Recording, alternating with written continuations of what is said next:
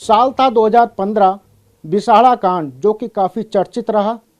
बिसाड़ा गांव में एक अखलाक नाम के शख्स की निर्मम हत्या कर दी गई। उसके बेटे को पीट पीट के अधमरा कर दिया गया। मॉब लिंचिंग में मौत हुई अखलाक की। उसके बाद राजनीति हुई। समाजवादी पार्टी की सरकार चल रही थी। उस दौरान काफ़ी राजनीति रही। अब साल 2025 चल रहा है और 2025 में सरकार की तरफ से, उत्तर प्रदेश सरकार की तरफ से उस मामले के सभी आरोपियों के केस वापस लेने की प्रक्रिया शुरू कर दी गई है। इस पर पूरी बात करने के लिए हमारे साथ मौजूद हैं मोहम्मद यूसुफ सैफी जी, जो इस पूरे मामले पर शुरू से केस लड़ रहे हैं, और इनसे जानते हैं कि सर किस तरीके का सरकार की तरफ से लेटर मिला है जिलाधिकारी को, और क्या इस केस में अपडेट है।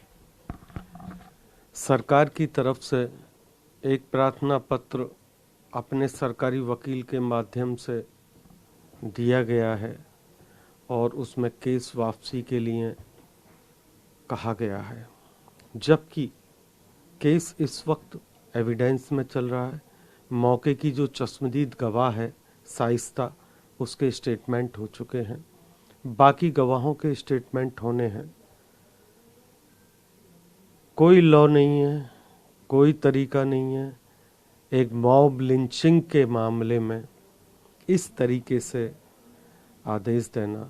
माननीय न्यायालय से हमें पूरी उम्मीद है, हम अपना पक्ष न्यायालय में रखेंगे और न्यायालय हमारे साथ इंसाफ करेगा। सर, इतने साल हो गए हैं, पूरे 10 साल लगभग हो चुके हैं, और इस पूरे मामले में अब तक की क्या क्या केस प्रोसीडिंग रही, कितने लोगों की गवाही हुई, कितने लोग इस बयान से वापस हुए, ये पूरा थोड़ा दर्शकों को बताइए। और साथ में ही इसकी थोड़ा सा जो 2015 में हुआ था उसकी थोड़ी सी जानकारी दीजिए। 2015 में बकरा ईद का मौका था। उस वक्त एक अफवाह फैलाकर अखलाक को ये कहकर कि गाय का मीट है और उनकी यह कि हत्या कर दी गई,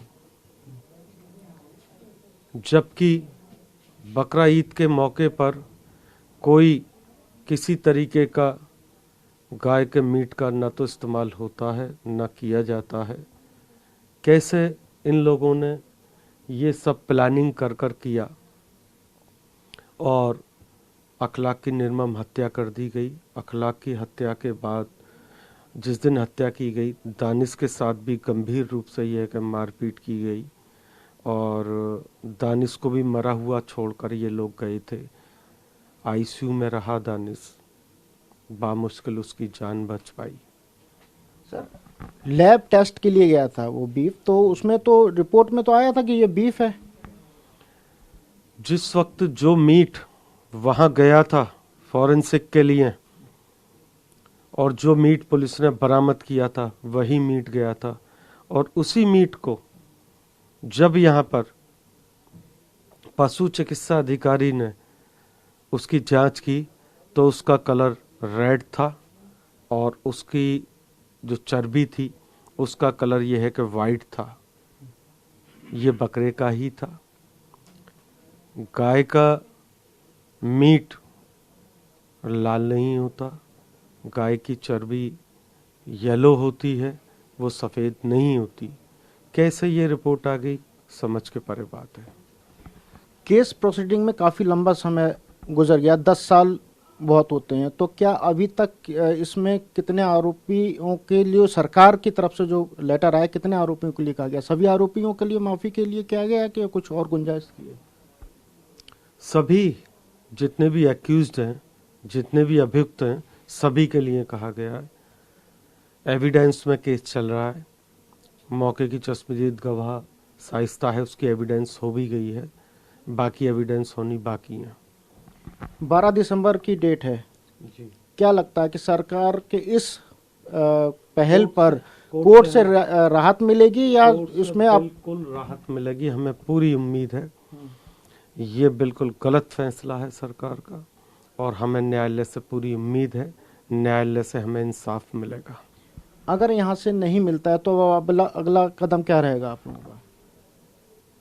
ये तभी डिसाइड होगा कि न्यायालय का फैसला क्या है, उस पर हम डिसाइड करेंगे कि आगे क्या करना है। निश्चित तौर पर 12 दिसंबर में अभी तारीख है और 12 दिसंबर में ही जजमेंट होना है। इसको लेकर अभी इंतजार करना होगा। फिलहाल सरकार के इस फैसले पर लोगों में थोड़ी सी राजनीति शुरू हो चुकी है, राजनीतिक तौर पर इसको देखा जा रहा है और जो पीड़ित पक्ष है वो इस फैसले से खफा है। कैमरा पर्सन नदीम के साथ अंशुमन यादव, TV9 भारत बस, ग्रेटर नोएडा।